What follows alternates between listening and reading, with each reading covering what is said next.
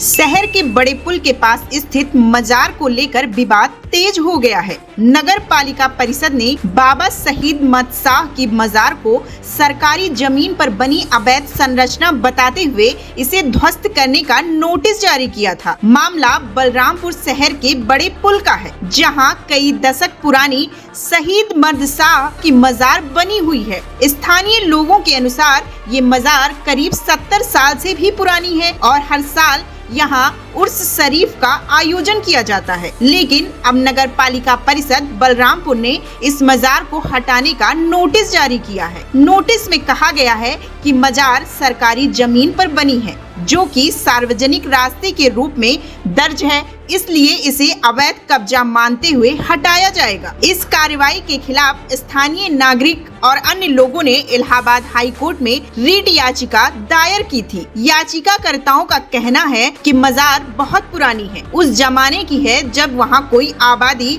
या सड़क भी नहीं थी और यह स्थल धार्मिक आस्था से जुड़ा हुआ है। उन्होंने कोर्ट को यह भी बताया कि बलरामपुर शहर में कई अन्य धार्मिक स्थल जैसे कि काली थान मंदिर, हनुमान मंदिर सार्वजनिक रास्तों पर बने हुए हैं, लेकिन उन पर कोई कार्रवाई नहीं की गई। ऐसे में सिर्फ मजार को हटाना धार्मिक भेदभाव के दायरे में आता है। दूसरी ओर नगर पालिका परिषद के वकील ने कोर्ट में बताया कि सुप्रीम कोर्ट के सख्त निर्देश हैं कि किसी भी सार्वजनिक स्थान पर कोई धार्मिक निर्माण नहीं होना चाहिए, चाहे वो मंदिर हो, मस्जिद हो, मजार हो या अन्य कोई ढांचा। अगर वो पब्लिक प्रॉपर्टी पर बना है तो उसे हटाना प्रशासन की जिम्मेदारी है। इस पर हाई कोर्ट ने कहा कि सुप्रीम कोर्ट पहले ही 2006 और 2018 में आदेश दे चुका है कि सभी जिलाधिकारी और जिला प्रशासन ये निश्चित करें कि किसी भी पब्लिक पथ या रास्ते पर कोई धार्मिक या व्यावसायिक अवैध निर्माण नहीं होना चाहिए। कोर्ट ने यह भी स्पष्ट किया कि अगर किसी अन्य अवैध निर्माण पर अभी तक कार्रवाई नहीं हुई है तो यह किसी और अवैध निर्माण को बचाने का आधार नहीं बन सकता। अंत में अदालत ने याचिका खारिज कर दी और राज्य सरकार व प्रशासन को सुप्रीम कोर्ट के आदेश का